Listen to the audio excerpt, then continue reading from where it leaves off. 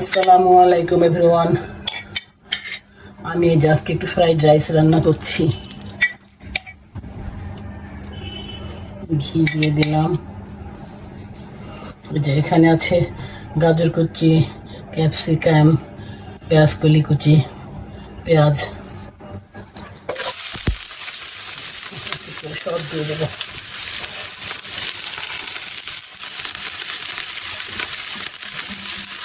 এটা হচ্ছে sauce fried rice. এর মধ্যে আমি 3টা ডিম ভেঙে দিয়ে দিব। লবণ দিয়ে দিলাম। এই যে আমি এর মধ্যে একটু সয়া সস, তারপরে একটু গোলমরিচের গুঁড়া দিয়ে দিলাম। আমার মাংস আগে থেকে প্রসেস করাই ছিল, এই মাংসগুলি দিয়ে দিলাম। বললাম না শর্টকাট সন্ধ্যার নাস্তা, সন্ধ্যার নাস্তা শর্টকাট ফ্রাইড রাইস রান্না করছি। আমার এই পোলাইয়ের ফ্রাইড রাইসের ভাতটা প্রসেস করাই আছে। এই তো ডিম, মাংস, সবজি সব আমার ভাজা মোটামুটি হয়ে গেল। এখন আমি রাইসটা দিয়ে দেবো।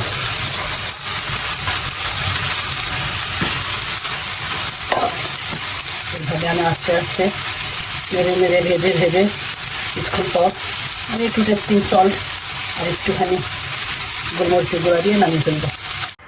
আমার ফ্রাইড রাইসটা হয়ে গেছে, এখন আমি নামিয়ে ফেলবো। সামান্য একটু টেস্টিং সল্ট আমি দিয়ে দিব এর মধ্যে।